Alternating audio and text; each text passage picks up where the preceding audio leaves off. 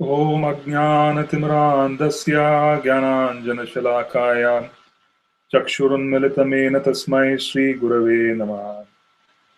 Namo Namo Aniruddhaya Hishikeshendriyatmane Namah Paramahamsaya Purnaya Nibhutatmane Swarga Pavarga Dwaraya Nityam Suchi Sade Namah Namah Hiranyaviryaya Chaturhotraya Tantave. Hare Krishna, Krishna Krishna, Hare Hare, Hare Ram, Ram Ram, Hare Hare. Hare Krishna. Thank you very much for joining us again on this session of sharing on Sri Madhurya Kadambini. Madhurya Kadambini is an extract, an essay authored by Srila Vishwanath Chakravarti Thakur, one of our very preeminent acharyas in our line. And he was instrumental in inspiring the writings of that we are very familiar with, writings that were shared by Srila Prabhupada, the founder Acharya of ISKCON, and Srila Bhaktivinoda Thakur, and so on and so forth. So he plays an extraordinarily important role on a daily basis because we are completely dependent on the sharing and the resources provided by Srila Prabhupada. Now, in the previous session, in the first session, we studied his life to understand the extraordinary personality that Srila Vishwanath Chakravarti Thakur was. In the next session, we studied the first shower of nectar, in which we understood that Kadambini was a concentrated cloud bank of nectar that was specifically arranged by Lord Chaitanya Mahaprabhu for us to benefit from. So in the second or the third session, we were touching upon the second shower of nectar. So all these chapters are called showers of nectar. And the reason being that Kadambini is a cloud. Since it's a cloud bank or a collection of intense varieties of nectar in the form of a cloud, we call these chapters showers of nectar, because each and every time we take to a discussion on Madhurya Kadambini and the topics herein, we are being showered by Chaitanya Mahaprabhu with his causeless mercy. We have been given entrance into very confidential topics of bhajan, and these topics and the various discussions and essays written by our acharyas are in fact going to be instrumental for us to be able to make progress. These are going to set benchmarks, and if we start working on the benchmarks set in these topics by our acharyas, then we would be aligned with Shastra, we would be aligned with Guru, we would be aligned with previous practitioners who have achieved the goal that we are aspiring to achieve, the sadhya. Okay, so in today's session, we're going to continue again on what we started the previous week. So I want to quickly recap. In the previous week, we touched upon the topic of faith.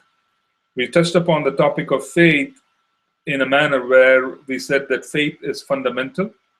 Krishna defines faith in the Bhagavad Gita. So we examined 4.9, where he says that one who has understood the transcendental nature of my appearance and activities, Janma Karma Chame Divyam, such a person would never come back to this world. And why does he say that? He says that because he says one who understands the transcendental nature of his appearance and activities is indeed a person who has received Sambandha Gyan. You see, you cannot understand Krishna merely by reading. You understand Krishna through developing and crystallizing a very specific relationship. So one who has understood the special relationship that he or she has with Krishna has indeed understood that his own appearance and activities are completely transcendental, they're eternal, and so on and so forth. So for such a person, there is no return. And then he directs us, go and approach someone who has already achieved that goal. And that is being spoken of in 4.34. Okay, he's telling us to go, and then he's asking us very specifically to don a certain attitude. He says, right, Pranipatena Pariprashnena Sevaya. He says, go in the mood of service, make humble inquiry, be very submissive, because the person whom you're approaching has already known that my activities are transcendental. they have achieved complete Sambandha Gyan. By coming in touch with someone who has already achieved complete Sambandha Gyan, you yourself would benefit greatly. As a consequence, approach them with great care because they are Tattvadarshis. They have seen reality on an absolute level. They have not seen, they have not seen what we call it as apparent reality. What is apparent is that which is seen through our senses, and it could be faulty because our senses are quite deficient. But what is absolute is that which is represented in Tattva, which is scriptures. If someone witnesses what is written in scripture, such a person is a Tattvadarshi, and you have to approach him with great care. You have to be humble, you have to be serving, and so on and so forth to receive full benefit of the association of such a person. And this is the advice given by Krishna in 4.34. Okay, he's telling us to go get association from an exalted personality, someone who has seen it. Okay, and then further on in the previous session, we also spoke on 15.15, which is the Paribhash Sutra of Srimad Bhagavad Gita, where we said that Krishna is making a very frightening, scary statement where he says that he would not only help us remember, he would help us forget. He would help us remember and forget him, okay, which is quite frightening. The reason is that no one should go through the misfortune of forgetting, or rather going through or losing this opportunity that has been given to us so magnanimously by Sri Chaitanya Mahaprabhu.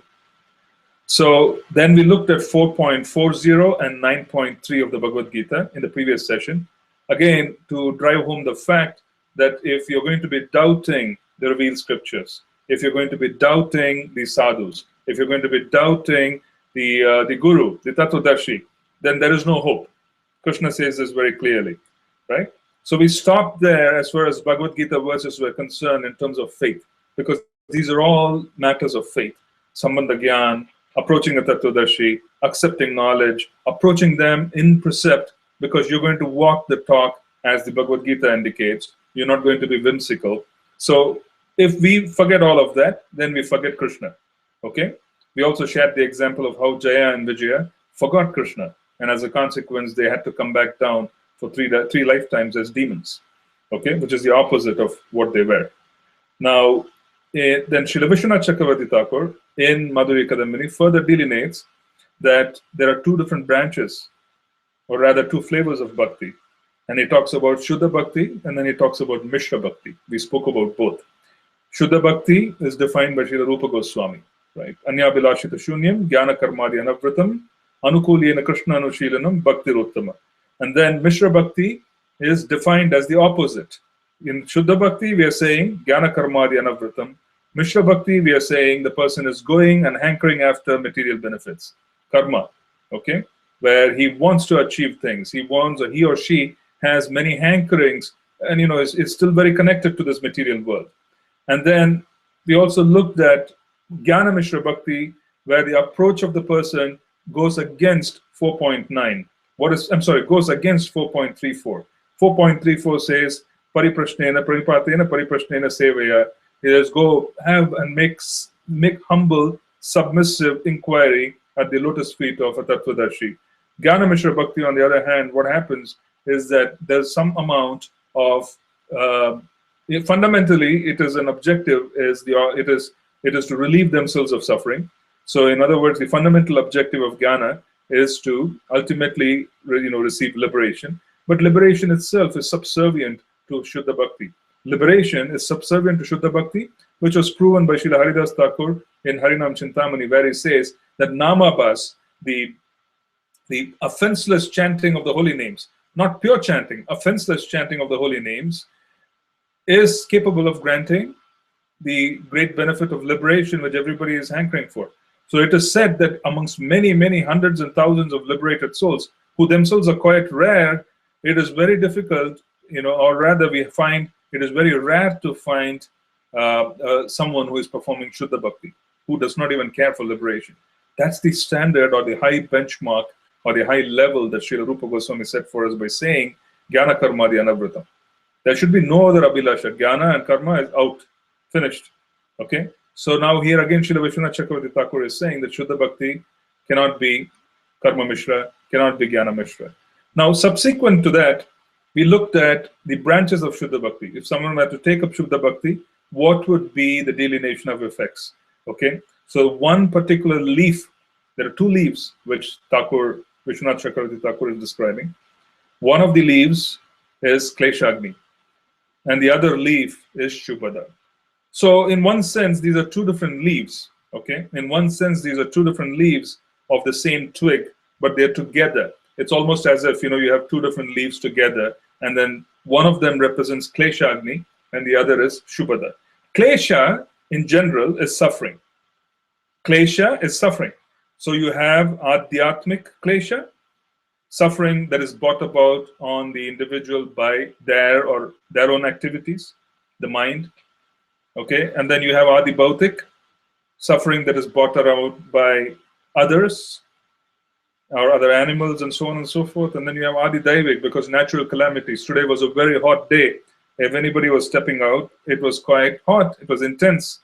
It was 90 degrees. And in such heat, you do feel klesha, you suffer. Okay? If you're going to be outside. Many people work outside, even in this weather. It's quite intense. So that is suffering. So this is an Adi Daivik klesha, suffering that is brought about by the devas. So there are three different types of klesha. And then there's Kleshagni, which is Srila Vishwanath Chakravarti Thakur is offering, saying Kleshagni is the complete removal of these distresses. Klesha is distress. Kleshagni is that the fire of our actions will remove this distress. That is one branch of devotional service or Shuddha Bhakti. The other is Shubhada. We'll first talk about this Kleshagni. Now, Kleshagni is that we spoke about the fact that there are kleshas, there's distress. Why would distress occur? And what is the process of being relieved from such distress? Our acharyas have said that kleshagni, or the klesha of distress, is manifested and it is relieved through the practice of Vaidhi Bhakti in general. If you follow Vidhi, or rather the precepts laid out by Lord Brahman, or by the scriptures, in being able to execute bhakti or devotional service, that is called Vaidhi Bhakti. So one who engages in Vaidhi Bhakti is not spontaneous. Or someone is telling you to wake up at 4 a.m. Someone is inspiring you to wake up at 4 a.m. to chant. Someone is inspiring you to chant, 1 round or 16 rounds or whatever the case may be. Someone is inspiring you to serve. Someone is inspiring you to do certain things. So there is no spontaneity. It is more of an inspiration, or rather forced act, because of the influence of the environment, influence of people, and so on and so forth. So there is a characteristic of someone who is following precepts. Oh, there is a certain law, I have to follow it. There is a certain rule, I have to follow it. And there is no spontaneity. Spontaneity is when the relationship is completely mature and fully understood, or rather it comes out all flavors. But spontaneity is absent when it is purely rules and regulations and so on and so forth. It is rather difficult for spontaneity to come out. Okay, it will not come out that easily. But Vaidhi Bhakti eliminates kleshas. This entire elimination of all distresses is completely taken care of if one is very strict with the following of Vaidhi Bhakti. If you follow Vidhi, all these kleshas will disappear. Then Srila Vishwanath Chakravarti Thakur in Madhurya Kadambini talks about why should there be distress? Why should there be distress? What is the cause of distress? And the reason why it's very important for all of us to understand this very poignant question is that Srila Vishwanath Chakravarti Thakur is bringing this up because you are dealing with devotees here. You're dealing with the practitioners of bhakti. You're dealing with people who have been receiving or received shelter of a parampara. You're talking about people who have already come into this very, very special, gathering and club and very confidential aspects of it. But why should there be suffering in such a gathering? Why would there be suffering if you receive such special mercy? So it is a topic of interest. Why should there be suffering? Okay, it's a very good topic of interest because we should go deeper into it to find out why there is distress. Yes, I initially spoke and said that there are 3 different types of distress. There is Adhyatmic, Adi Bhautik, Adi Daivik. But then why? Why should there be distress? Okay, is the other question that has to be addressed. Because the whole process of Vaidhi Bhakti takes care of it and completely eliminates and uproots and throws this away. It uproots this entire root of all distresses, throws it away. Okay, It is fully capable. But why is there distress? And Srila Vishwanath Chakravarti Thakur is now giving us reasons. Okay? That's where I'm going to focus today. I'm going to talk a little bit on the reasons for distress.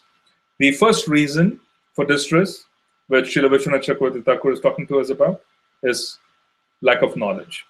If one has knowledge, then distress goes away.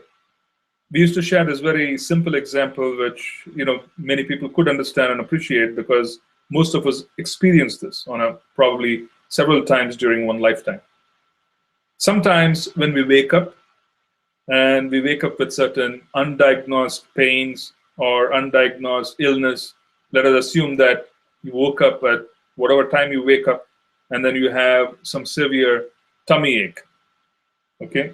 And then when you have such tummy ache, you are very doubtful because you did not eat anything proper. You did not eat anything which was improper, or you felt that there was nothing inappropriate which was ingested. So you're not really sure as to why is my stomach aching? Why is there such suffering and there's so much pain? Because now you do not know why there is pain. Okay, so you are suffering because not only because there is pain, it is also because you don't have knowledge. Okay. Now, you fix up an appointment at 9 o'clock with your doctor, and then eventually you only find time to go and meet the doctor at 12 noon, for example. So right from 6 o'clock in the morning when you woke up, right up to 12 noon, there's a lot of suffering, and the suffering has two causes. One, there is real pain in the body, and the second, there's a lack of knowledge. You're speculating on why there's pain.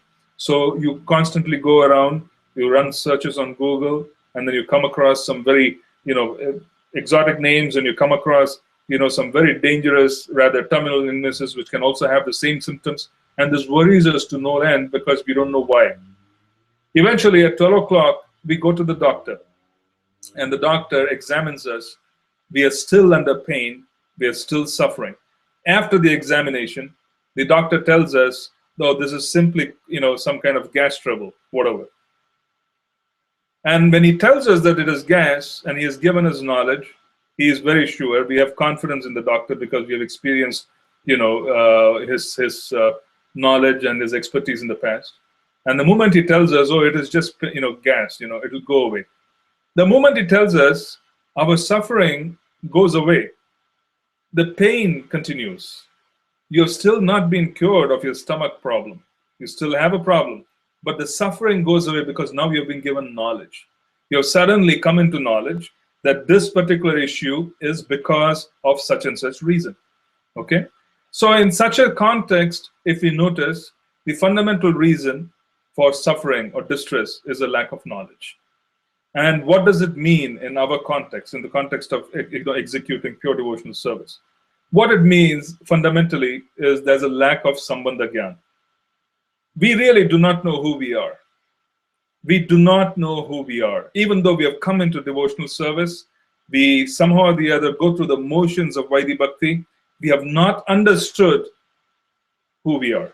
We have not understood that we and Krishna have a special relationship. We have not understood the entire gamut of possibilities of the variegated relationship which one can have with Krishna. We have not understood our ability to fit into the eternal realm. Okay? So we are still acting out as perfect materialists, aspiring for a spiritual goal. Okay? Which is the opposite. It is the opposite because we are spiritual people by nature. Okay? We are in the material world. But instead, there's a lack of knowledge where we think that we are material people and we are aspiring for a goal which is spiritual, which is the opposite of our existence, which is a paradox. We are aspiring for something which is unnatural, okay, which is our lack of knowledge. In reality, what is natural is for us to be with Krishna. What is unnatural is our existence on this planet, okay? So this is a lack of knowledge which causes distress. It is fundamentally the sambandha jnana, or the particular relationship that we have with Krishna, has not unfolded and the knowledge is absent, and as a consequence there is distress. Okay, We should write it down. I do not have Sambandha Gyan, I'm suffering. Therefore, Sambandha Gyan is my goal. Sadhya. The holy names have the ability to give us everything. Once one crosses the stage of Anartha Nivritti, then automatically Sambandha Gyan descends, because one has now reached the point of saying, Krishna, I have no more distractions. I really need to know you. The hankering begins.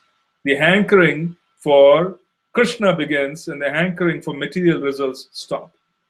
Because distress in a pure spiritual being cannot happen if you're truly connected to spiritual precepts. How can you experience distress? How can we experience distress? We experience distress because of a lack of knowledge. That is the first point, which is given by our acharyas. The second point is that this lack of knowledge builds the false ego. What is ego? Is it required? Ego is identity. Everybody needs an identity. We don't operate without identities. Okay? We need an identity, but we need the real identity. We don't want the false identity. So false ego is the second cause of distress. There are 5 different causes given by acharyas. Second cause, false ego. First cause, lack of knowledge. And the false ego is such that we completely identify with our surroundings in this particular situation. Even though we have been given several different teachings of the acharyas, our weakness is such that we have completely identified with aham mameti. We have identified with this body, we have identified with its extensions, we have identified with what the body is doing and not doing, and as a consequence, there's great distress. There is great distress because we have identified completely with an identity that is giving us distress. On the battlefield of Kurukshetra, why was Arjuna experiencing such distress in the first chapter? His experience of distress was because he was focusing on the identity of being a grandson of Bhishma. How could I fire arrows at him? I'm his grandson.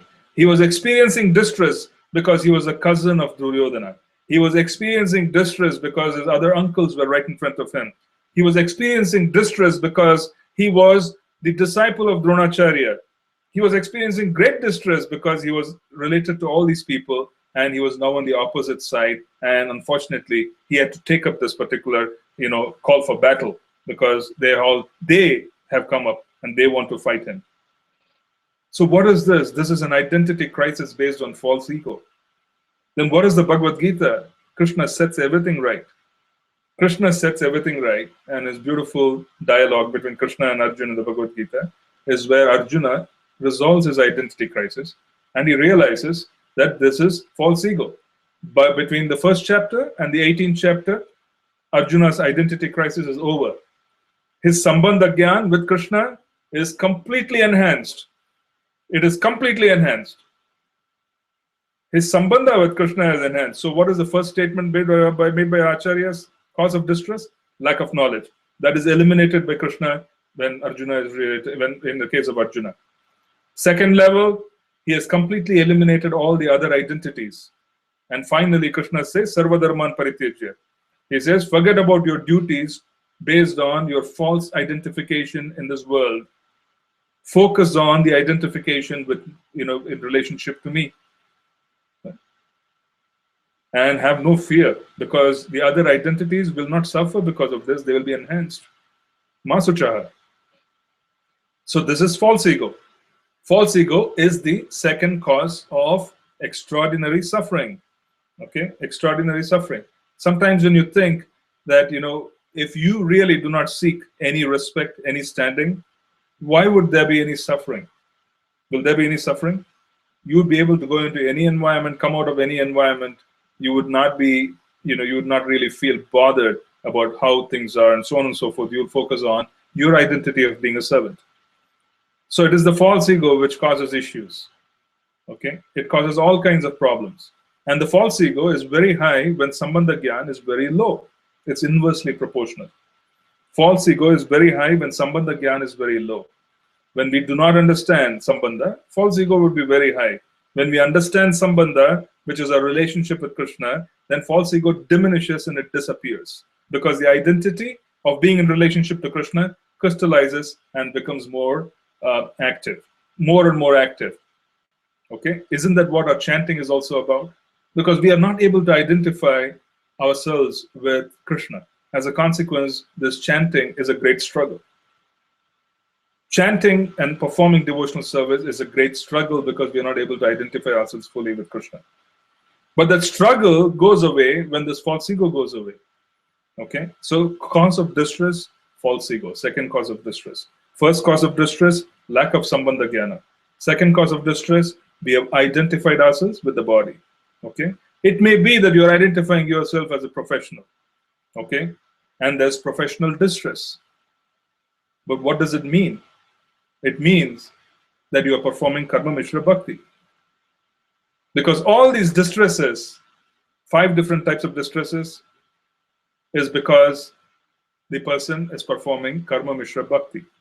It's mishra bhakti at different levels which causes distress. Shuddha bhakti does not cause any distress. There's no question of klesha agni. I mean, there is no question of klesha. Shuddha bhakti does not cause distress. It is mishra bhakti which causes distress. So what does it mean if we are suffering today?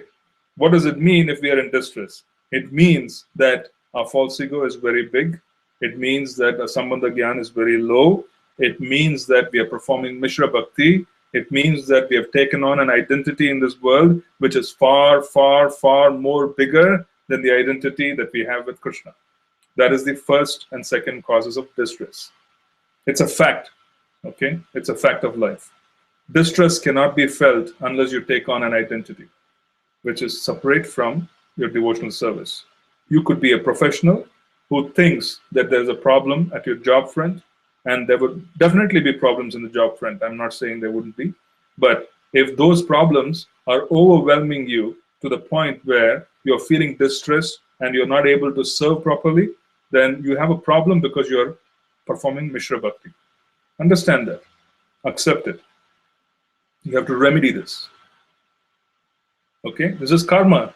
Your karma is making us, our karma is making us identify with this body. Our karma is making us identify with the environment. And as a consequence, we are struggling. Okay? This is not an unnatural proposition that I'm discussing here. Do not think that I'm talking about something which is unnatural. Okay? Our acharyas would not be writing things for the purpose of speculation.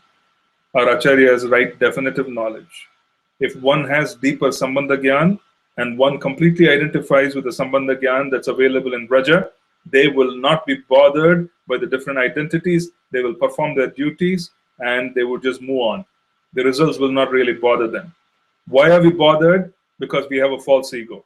We identify with the different duties that we have to perform on this planet to the point where we start focusing on the results. I'm supposed to get this if I do this. I'm supposed to get that if I do that. This is karma, right? And as a consequence, there's such an intense focus on results, there's suffering. Why? Because results never come the way we think they're supposed to come, isn't it? That's the real issue. Real issue is our focus on results. Real issue is our taking on an identity which is far removed from our original identity of becoming a resident of Braja. That is the real issue. Real issue, underlining, we are performing mishra bhakti, and as a consequence, there's distress. Otherwise, there should be no distress in life. There should be no distress in life for one who is performing Shuddha Bhakti. Okay? Please take this from the Acharyas. They have written it. I'm just merely sharing what's been written. But I'm sharing with conviction. I'm not sharing blindly. I'm sharing with conviction that there should be no distress. Okay? Many of our Acharyas, our preceptors, have proven. They've gone through all kinds of struggles to prove that they are beyond this body. Okay? So it is not something that we are merely speaking out of, blind faith. There has been proof. So that's why the faith is strong. Now, the second part, or the third distress, cause of distress, which Srila Vishwanath Chakravarti Thakur is talking about, is material attachments. Now, if one does not have knowledge of their intense sambandha with Krishna, and they have a big false ego because they're identifying with the different aspects of their existence in this world, they have forgotten that they are residents of Braja and they are here unnaturally. Instead, they're thinking they're here naturally and they're trying to unnaturally go to Braja. That's false ego. There is suffering. Okay? And the third part, after false ego, is the suffering that's caused by material attachments. Attachments come after contemplation. What does it mean? Material attachment means that we are attached to the point of becoming frustrated when those attachments do not fructify in the manner in which we seek them. We have set goals for ourselves which are somehow or the other either connected to this body or extensions of this body. These are our goals. So those goals are a part of this material atmosphere. They are subject to klesha. They're subject to the whims and fancy of material nature, which is constantly changing. So we have set goals because we have become fully attracted to something associated with this planet and our existence on the material plane. And as a consequence, when those goals don't materialize the way they are supposed to, there's great suffering. So this is material attachment is number 3. First, lack of knowledge, sambandha gyan. Second, false ego, identifying and taking on identities in this world which have nothing to do with our original identity in Braja. Number 3, taking on, or rather, identifying fully and not acting out in terms of duty, but acting out more in with attachment. Number 3, material attachments. Attachments very specifically. Oh, I need this, I need this, I need this. And then later on, if it doesn't happen, there's great suffering. Otherwise, why would we face distress? We are engaging in Mishra Bhakti. It's mixed devotional service, and it is not Shuddha Bhakti. So even though we are not supposed to experience any distress, since we are spiritual, we are not supposed to be experiencing any distress. We still experience distress because it's Mishra Bhakti. Understand that our problems are not material. Our problems at all times are spiritual. Write this down. Write this down. Our problems are spiritual. They are not material. Our problems are distinctly because we do not perform devotional service properly. Our problems are not because they are material and so on and so forth. It's because we move away from the precepts of Shuddha Bhakti and we are completely in touch with mixed devotional service, and as a consequence, we suffer. Okay? That is the third issue, attachment. Attachment to things which are not required. Why not required? Because they don't really distinctly tie themselves to the original identity. Okay? It is something which can be foregone, but people really get attached. Now, since we have had great disappointment in our material attachments, since the material attachments that we have had have made us suffer, okay, what is next which is going to cause great distress? Enviousness. I wanted something which never came, someone else has it. So what am I experiencing? I'm experiencing envy. I am experiencing envy because I'm self-centered and I'm thinking that I should have gotten that, but someone else is getting it. I should have gotten this, someone else is getting it. Enviousness. The moment we start experiencing enviousness, we should understand that this was because of material attachments. Because we had material attachments, because we were desiring the objects of the senses, and someone else has gotten the objects of the senses the way we desired them, we are now experiencing enviousness. This is the fourth cause of great distress.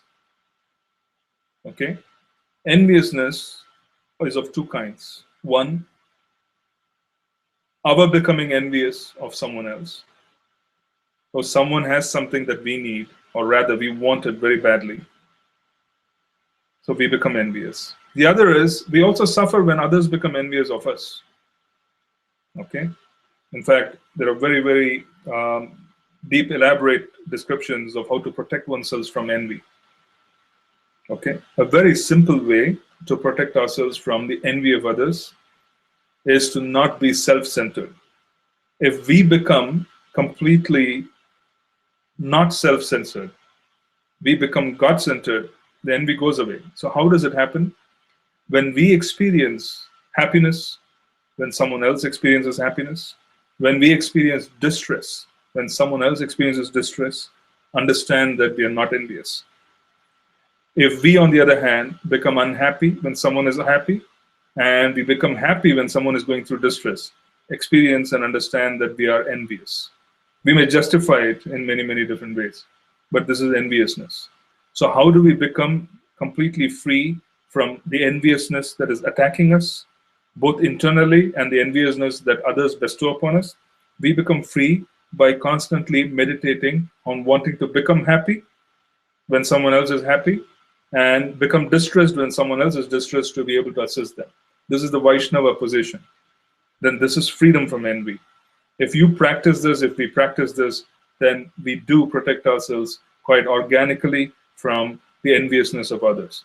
You see, sometimes you come across people in your life where you feel very strongly that you'll have no problem even if they were to receive everything. Why is it so?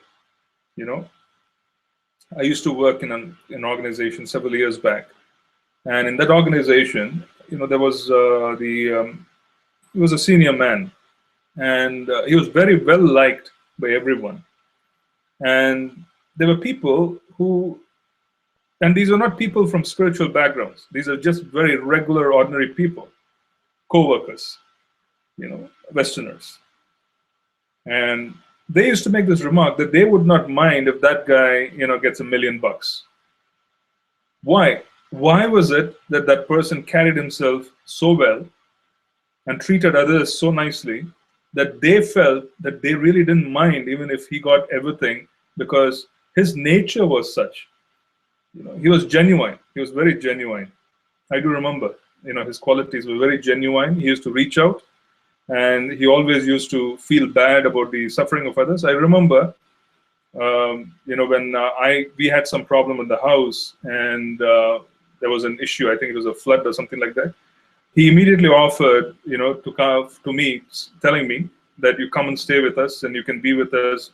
You know, we have extra rooms and so on and so forth. There should not be a problem. You know, this was very genuine. So I still remember this person because he was a very genuine person. And then people used to feel that they didn't have a problem if he got $1 million. And this was, you know, this was a situation where normally in the corporate environment, you don't feel happy when someone else gets a bonus. You feel very unhappy. And this was the opposite. They all used to say that they never had a problem with him because he was very genuine. I'm just giving you this example. You might come across many such examples in your life where people generally become happy when others become happy, when they become distressed when someone else becomes distressed, and they reach out, then that person basically protects themselves naturally from envy. It's a very simple, organic way to protect ourselves from envy, and also be free from envy internally. You see, developing this quality.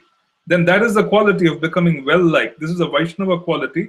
And as a consequence, devotees, when they really develop this internal quality of being free from envy, they become very well-liked. They become very accepted. Okay? They become very well-liked. They become accepted. People feel good being around them because they're not envious. Okay? They're completely non-envious. So people really feel good being around them.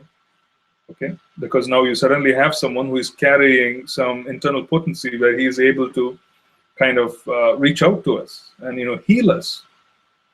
Okay, so that's something which our Acharya is saying is the fourth cause of distress. If you're really suffering, they have given 5 reasons. First, lack of knowledge. Second, big false ego, which means you're identified with an identity which is completely not required, or rather is not a part of the eternal identity of being a servant of Krishna. Number 3, material attachments. I needed something, I wanted something, I didn't get it, suffer. Number 4, enviousness. I wanted something, I didn't get it, someone else got it, suffering. And then the 5th is mundane attachment. Mundane attachments, or rather mundane activity, not mundane attachment, mundane engagements. There's great suffering. There's great suffering because when we do not become satisfied with Shuddha Bhakti, we do not take on and develop deeper Sambandha Gyan. We do not eliminate the unwanted identities and focus on the internal identity of being a servant of the Lord. Externally, you perform all duties, but internally, you understand that you are a servant of the Lord. What does it mean? Even if something happens which is related to the world, internally you know who you are. You don't respond to the situation, external stimulus, in the same manner as someone who is completely external. Number 3, material attachments. Okay. Number 4, enviousness. Number 5, continuing material engagement. Why is it so dangerous with continuing material engagement? What does it mean? It means that after all these disappointments come in life, one rejects devotional service and thinks that they can go back to sense gratification, and sense gratification somehow is supposed to provide the soothing balm for their suffering. Okay? Sense gratification. Why do people engage in sense gratification? Okay? Why do people drink? Why do they drink and engage in intoxication? They want to shift their consciousness. They don't like their consciousness. They don't like how their heart is or how their head is. They don't feel good. So they believe that having a couple of beers, having a couple of drinks will make them feel good. In other words, they want to alter what's going on inside. They want to alter their consciousness. That is the purpose of people wanting to have intoxication. Oh, let me just go and get a couple of drinks and I'll be okay. Or let me drown my grief in alcohol. Why? Because I'm trying to shift my consciousness. I'm not happy because my consciousness has gone to the mode of ignorance. I want to shift it. Since they do not know how to shift it, they add more fuel to the fire. They drink, they have drugs, they engage in sense gratification in different ways, thinking that that sense gratificatory activity would somehow or the other make them happy. Okay? This is a cause of distress, even greater distress than one can ever imagine, especially if you have been given knowledge. If you have been given knowledge, very special knowledge, after you come into devotional service, if you walk away after coming into devotional service, the misery of coming in touch with material energy fully is intense. It is intense. It's very bad. It's very bad. Why? Because you have been given so much knowledge of what is better. You have also experienced transcendence. But you've now gone back to nescience. You've gone back to filth. It distresses us. And mundane engagements, or rather material attachments, is a common problem with people who practice Mishra Bhakti. If you're distressed, understand that this is also a part of it. Okay? Because you're trying to resolve the distress by saying, oh, maybe if I go back to do what I used to do before, it'll fix it. Maybe if I, try and, move away from that and do this and do that, it'll fix it. In reality, it doesn't work that way. It makes you even more miserable because that's the nature of material energy. Material energy cannot give us happiness. We are spiritual beings. We are not material beings trying for a spiritual life. We are spiritual beings trying for a spiritual life. Okay? So it's not going to work. So there's the 5th cause of distress given by Srila Vishwanath Chakravarti Thakur. Now these 5 causes of distress, they are also delineated karmically. So we have aprarabdha, which is karma that is yet to manifest. Okay? When we take birth, there is a balance of karma. We have lived on this planet for millions of years. You have lived on other planets. Millions and millions of times have we interacted with others. Millions and millions of activities have been done over several million lifetimes. All of these is held in a karmic bank account. What we experience in this lifetime is a part of it. So when we enter into devotional service, there is a prarabdha, which is that which still remains to be manifest, which means if we take birth again, the next installment of karmic reactions, which is in the bank, will come on after it has been modified, either improved or worsened by our activities in this particular lifetime. So you have aprarabdha, that which is yet to manifest. You have prarabdha, which is already going on at this time. And then you have other aspects of it, which are called kuta, which are called bija. Okay, what does it mean? It means that it is like a farmer. A farmer will sow a seed. Okay, action is like sowing a seed. And then the seed fructifies into, or germinates, as we call it, into a small creeper. And then the creeper grows, and then it grows bigger, and so on and so forth, and then it yields more seeds. One action leads to other. So karma is also divided into several stages.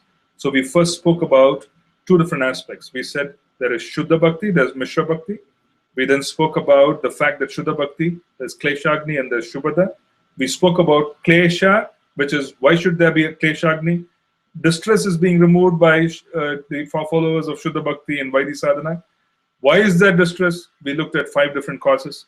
We looked at the fact that we have lack of knowledge of Sambandha, we have false egos, we have material attachments, we have envy, and we also have a lot of material engagement. And then now we are looking at all these desires and fructification and so on and so forth in the form of karma. So we are looking at prarabdha, which is that which is manifest in this lifetime, right? Aprarabdha, that which is yet to manifest. And then there is bija, there's kuta, that which is supposed to fructify, that which is fructified, which is just up, but it is not fully blooming, and so on and so forth. Okay, the seed that has germinated, so to speak, the seed that is yet to be sown. All of this is being eliminated by the chanting of the holy names. All of this is being uprooted and thrown away by the followers of Vaidhi. Okay, it is completely thrown away. So that is the conclusion of the Acharyas, that the removing of distress occurs when one takes up Vaidhi sadhana wonderfully. The other branch, which is Subhada, which is good fortune, if one were to pursue it independently, there are texts which talk about it, but in reality, you cannot really pursue spontaneous devotional service until you get rid of anartha nivritti. Without sambandha gyan, without knowing who is Krishna, without knowing who we are, what is the relationship, there will be no spontaneity. There will be no hankering for Krishna. There will be no greed. As a consequence, the second part, which is good fortune, will come when kleshagni occurs and all forms of distress is taken away. How is the distress taken away? Through the process of Vaidhi Bhakti, of which chanting is primary. What happens when distress is taken away? All the kleshas are practically the removal of all our past karmic reactions, and as a consequence, there's no more hankering. There's no more Mishra Bhakti. When Shuddha Bhakti comes in and the objective becomes that we have to give pleasure to Krishna's senses, automatically we become completely free of distress. And that happens at the end of Anartha Nivritti. When the Sambandha Gyan comes, which is very deep, that, oh, we are just in a journey, I'm in a train journey, and I'm going to end, wake up in the morning, and at 6 o'clock in the morning, when the train stops in a station, I will be getting out, and my eternal relatives will be waiting there with loving, attitude, and they will be just waiting to receive me. So if we start looking at life saying that I have to prepare in this train journey so that I can alight in the morning at 6 o'clock, now the night is, still young, let me do some bhajan, let me do what I need to do, so that when I get out of this train of life, I will be received very warmly in the destination, because my destination is yet to come. I'm merely traveling. I'm in a transit lounge. Okay, so you don't decorate the transit lounge. You don't put curtains. You don't put dominion. You don't really spend too much energy in it. Okay, when we have that realization and we start moving forward, there will be real hankering to see our real relatives. And when the real hankering comes in, it becomes very spontaneous for us to engage in devotional service. That is Shubhada. That is good fortune. We'll talk about it in the next session. Okay, I'm going to stop here, and I want to see if you have any questions that I can address.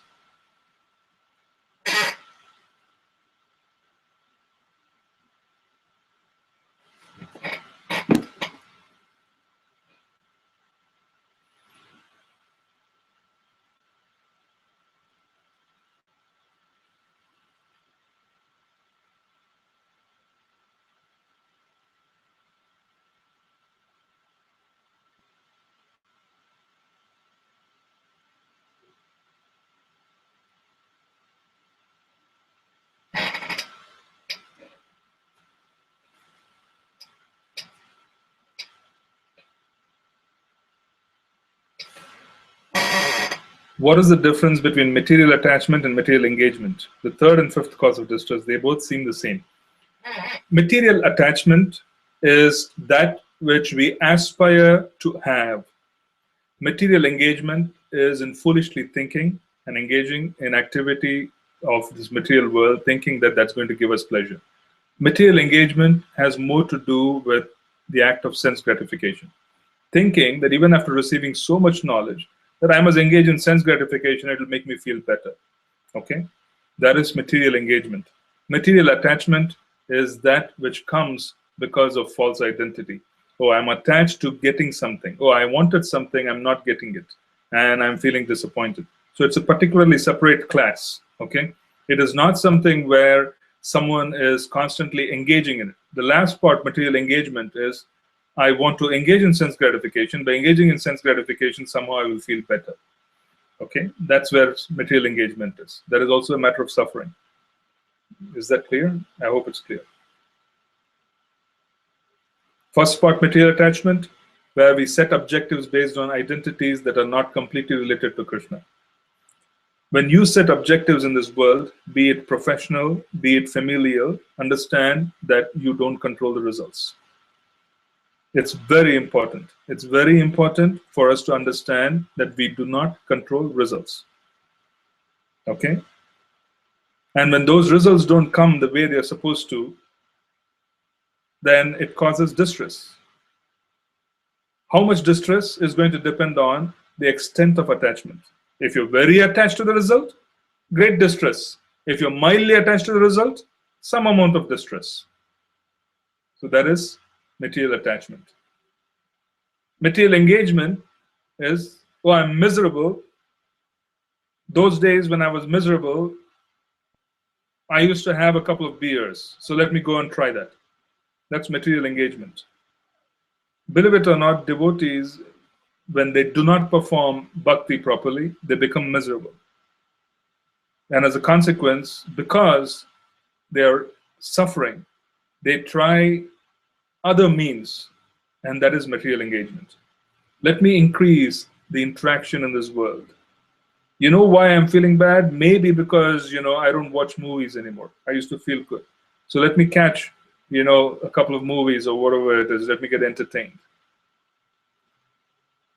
Let me do what I used to do before. And as a consequence, I would probably feel better. What we don't realize is that our problems are spiritual. They're not material. You cannot solve spiritual problems by material engagement. Okay, second question. How do you define false ego? What is the difference between self-respect and ego? Ego is identity. Everybody has an identity, without a doubt. The real identity is our relationship with Krishna. I am a servant of Krishna, and I am a servant of Krishna depending on the extent of sambandha that we have gained by our practice of sadhana bhakti. We understand if I'm a servant of Krishna in Dasya, am I a servant of Krishna in Sakya, Vatsalya, Madhurya, so on and so forth. What is my specific service? Which is Abhideya. After Sambandha is gained, you have Abhideya.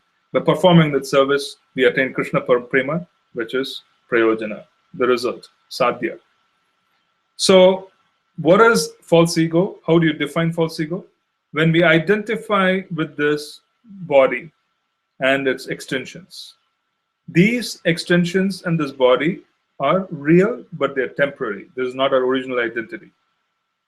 If we identify exclusively with what is being projected in the physical realm, that is false ego. Why is it false? Because it's temporary. It's going to perish, or it will not yield results the way we expect it to. As a consequence, we feel greatly disappointed. Now, second question, what is the difference between self-respect and ego? Ego, false ego, is where you have identified yourself with a wrong personality. Just as Arjun identified himself as a grandson of Bhishma, he was suffering. Yes, he was a grandson of Bhishma, but even more so, he was the servant and dear friend of Krishna.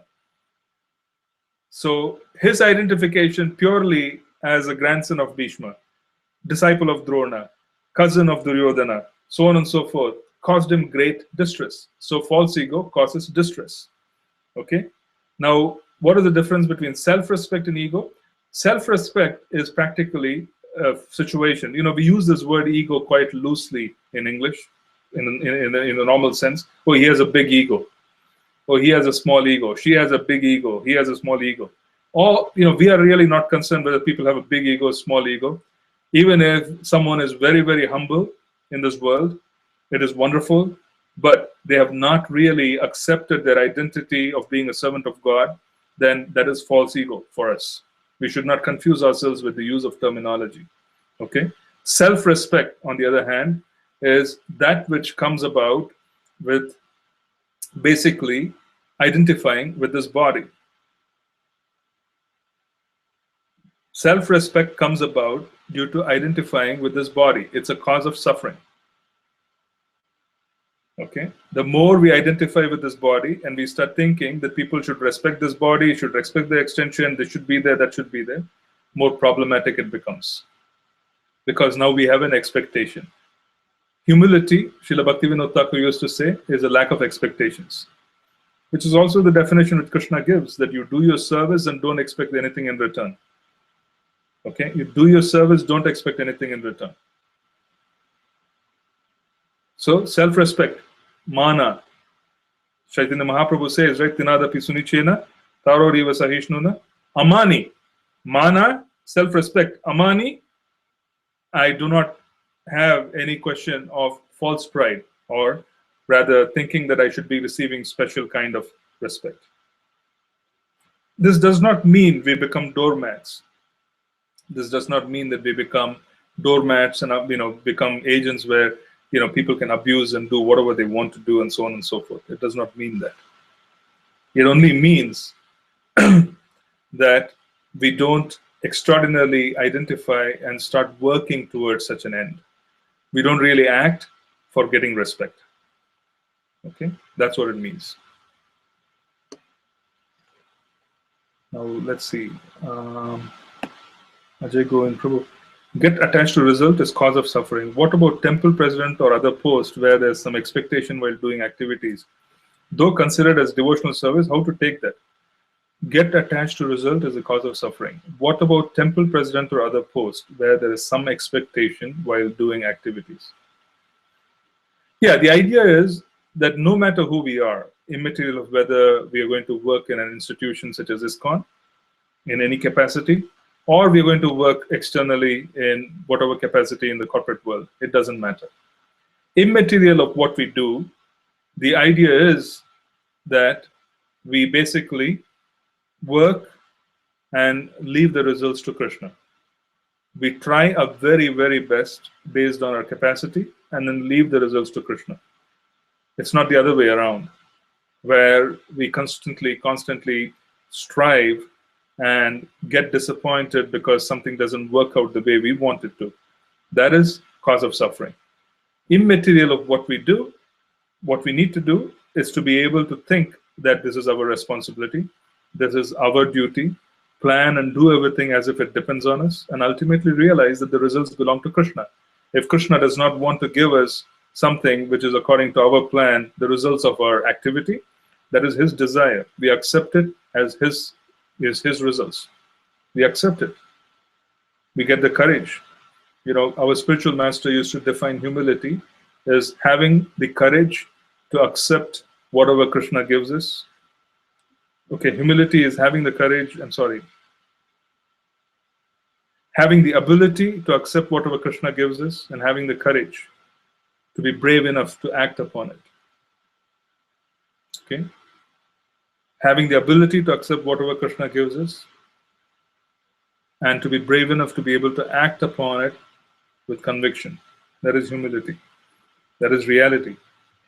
So it doesn't matter whether you're talking about an institution such as ISKCON or you're referring to corporate environment. If we are going to perform activities, thinking that those activities have to manifest in the way we have thought about it, which is perfectly all right. We have to plan and we have to execute based on what we think is best. But if results don't come, then we accept it that this is Krishna's blessing. So immaterial of what the setting is, okay, whether it's a devotional setting or outside, it is the same principle applies.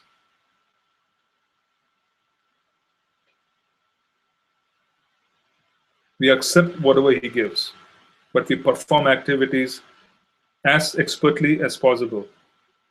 That is the expectation. When is this going to happen? Internally, when there's deep surrender, and externally, we act according to what is required. That is what allowed Arjuna to win the battle of Kurukshetra. Internally, he was completely fixed because of Krishna's preaching. Externally, he was doing his very best with all his knowledge and weaponry and so on and so forth. Okay, let's see. I think we're done. Oh, there's one more. Govardhan Prabhu. How much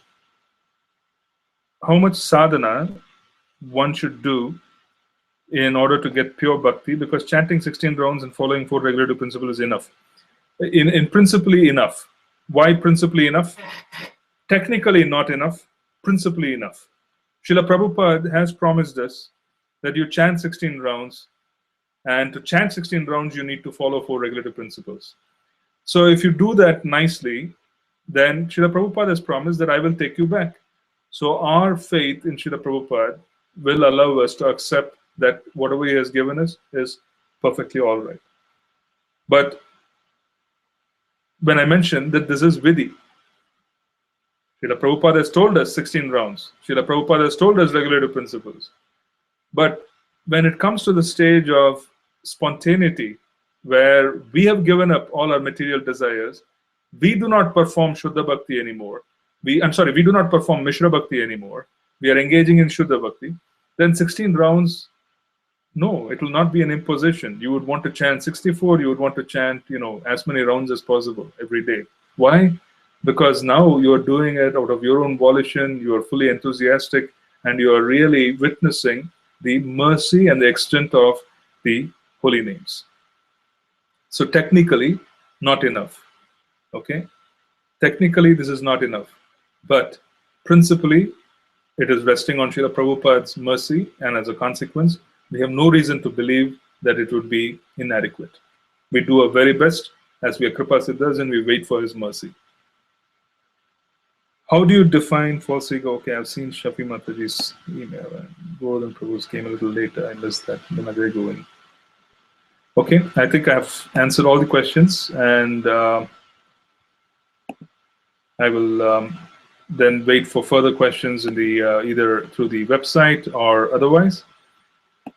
And if not, we'll meet again on Monday, and we will continue this discussion.